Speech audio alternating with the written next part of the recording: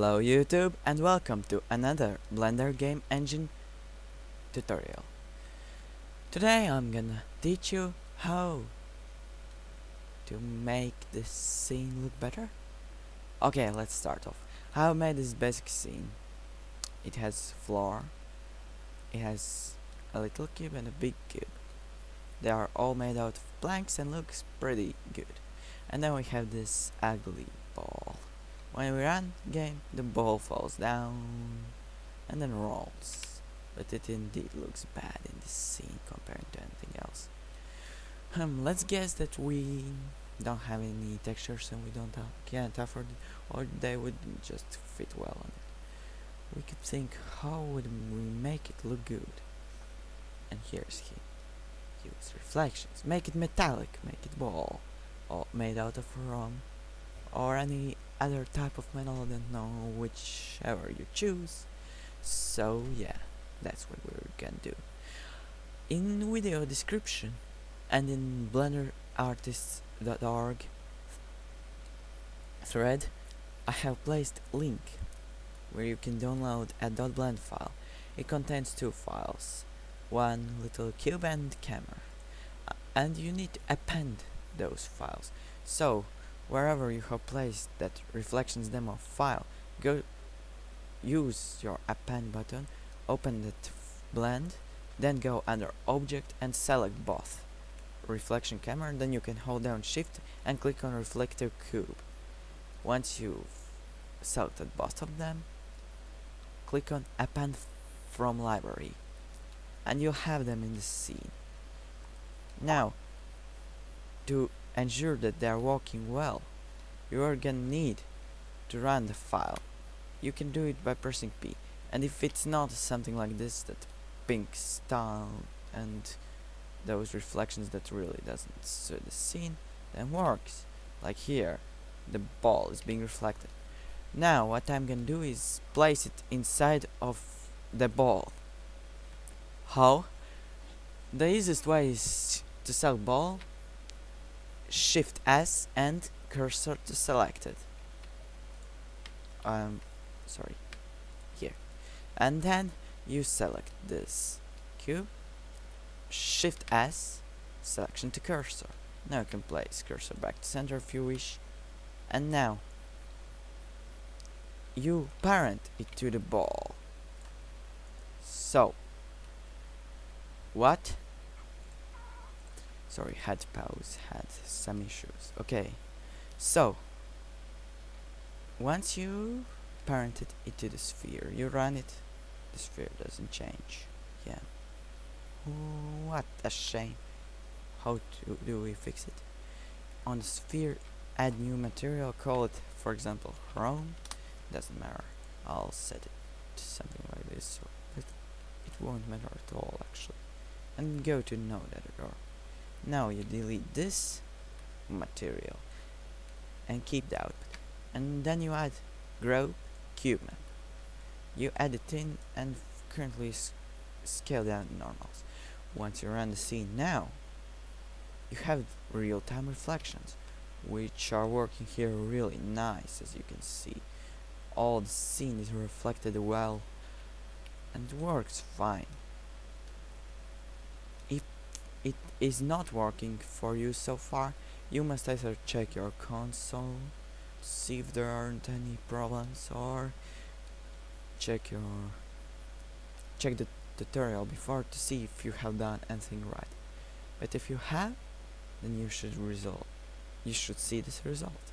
Okay, now I'm gonna teach you some simple manipulations. For example, how do we make this act like copper or gold? You make color, mix RGB, add it over this noodle, and then you go multiply, set factor to 1, and choose any color of metal. For example, this type of titanium. When you run it, it's very dark. Or you can make it act like gold, like this. So now it looks something like gold. Now you can set it to be like copper. No, here. So yeah, some type of copper. I don't know what is best color for copper. So this is it. I'll leave it to be this type of copper. Now there's one more method. Oh, before we go on, one more thing that I forgot to show you. If you, for example, extract part here, wait, something like this, and then extract again, scale, something like this, and set it to triangle mesh now. Once you run it, in reflections you can see that word QB artifact, you will not want it. How do we do this? The script provided makes it easy for us. You add new property to any object that you don't want to be rendered in CubeMap, and that property should be called lowercase r, lowercase t. Oh, I think they were all lowercase. Okay, sorry, I don't remember actually. I'm gonna open it up. Oh, last letter H must be capital. So, like this. RTT. Render to texture hide, it refers to. You can set it to boolean and true to make it easier to understand that it's just pointer to something that should be enabled. And now it gets hidden when rendering to texture, and you don't see that cubic artifact anymore.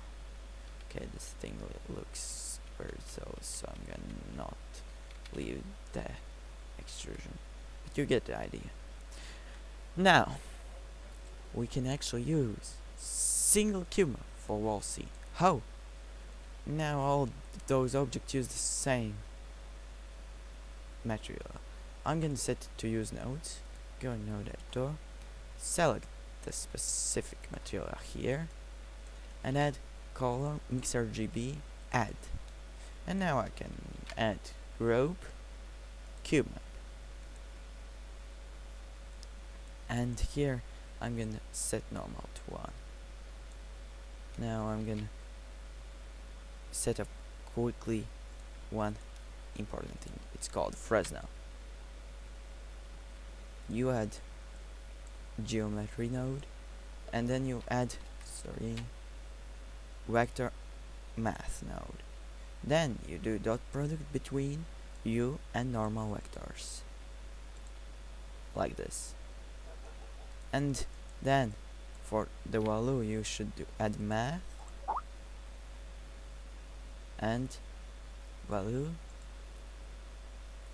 here, subtract, and here you set 1. Now you can already place it here in. Now when you are looking from top, it's almost not visible, the reflections are not. But when you look from angle like this, the reflections are very significant. However, for Fresnel you may also need to input this, so that it actually takes in account the normals, so that the Fresnel is more accurate. Yeah, I'd call it like that. Next, you can of course add one more thing. It's math and power. I use value like 4, which makes it look a bit better, because it's Fresnel isn't isn't constant. It's like it's only at edges, but here it quickly gets low, and there's a large area where there are almost no reflections, but there still are reflections. We can solve this by adding converter math, and then we do maximum. Here you can input specular value. Now there are two things. The normals of it currently looks wrong, because we don't have normal, and we don't have specular value inputted. Here's the solution. We add input texture.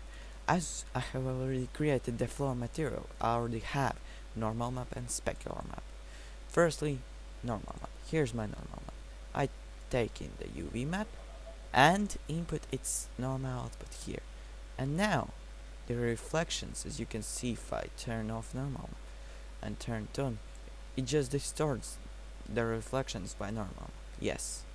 So sometimes when you don't have specular map, you can set this to 0.04 and it will usually work out well. But sometimes you have specular map, then you can use it. So you input here, and here instead of blanks normal I select blank specular map, and then yes, one more important thing, you can place in color inside of value and value inside of color. So here, once you have plugged this in, let me show comparison. Here it looks glossier, but as this specular map is pretty dark, it results in low reflectivity. Now if I run it, you can see those reflections, but in scene like this, they look awful. They don't suit well once you run, because they're moving while your view is not moving. It's wrong, isn't it? Here's a solution. How I set up reflections for wall scene, for example in infrabright or warm tones. I add camera, and now I take this, I place it in the camera position, in this case the cursor is at it, and parent it to camera. Now I'll take camera G1 minus 8 and GZ2, and now I go in view. Okay, let's set it to use field of view and 70, for example. And here for the cube map, good thing is that camera settings like lens and resolutions doesn't matter. Now I run it, and it looks pretty well. You can see some artifacts there like so, but it depends. For example, if you want the floor to look good, you must place it to be down right at floor, and now the floor reflections are gonna be pretty accurate, but in most cases you want to be at camera position, because most of your scene will be detailed and have a lot of things like that, so it will not be noticeable that the reflections are that wrong. So once you run this, when you move camera, whenever you move it, I'm gonna move it here, but it also works in game. And your reflections are automatically fitted to where you have it. This method has some minuses, like when you run game, the sphere there doesn't reflect that little cubey thing, but in most games it won't be noticeable. This is how you set up those reflections in scene. You may have more things and questions. For example, how to make the reflections not be so shiny on ground. Here you can find one resource in Blender Artists in game engine resources, and it tells us that it's made by sdfgeoff.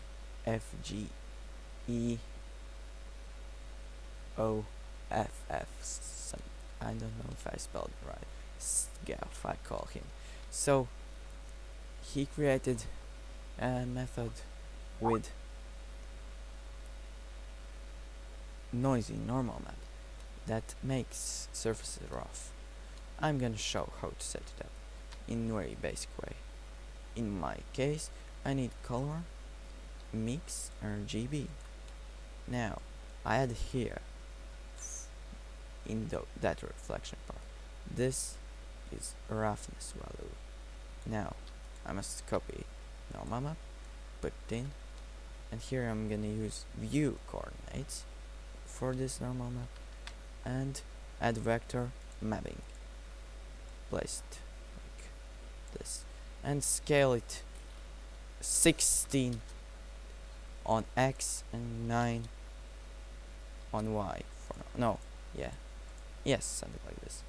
Later I'll need to scale it anyway. And here I'm gonna go in texture mode with this selected here, the texture section. Double get texture and call it roughness. Then you'll need some kind of noisy texture prepared somewhere. I'm gonna find mine. I had somewhere here. For example, I could use this one. I'm not sure about it, but it should work out well. Yeah, kinda. Could be better. I'm gonna set 32 and 18. Now I'm gonna go to the texture, and if you're app player game engine user, you can make sure that mip mapping is disabled, and it will look better then, but also it will harm performance a bit. Now if you run it, it looks like dotty, but it's just in this example scene because firstly we have only one sample, secondly it is kinda, this texture isn't the best one. Yes, in sdfgeoff's blend you can find better method for it where he shows how to multi-sample it. If you go, I'm gonna place link in the description on how to use it. You can actually take from it the texture and the way that he maps it and use it as the normal map for this mix node. So this is it. It's basics of how to set up real-time reflections in our Blender game. Thanks for watching, have a nice day, don't forget to subscribe and leave a like, and I say goodbye for you now. See you later.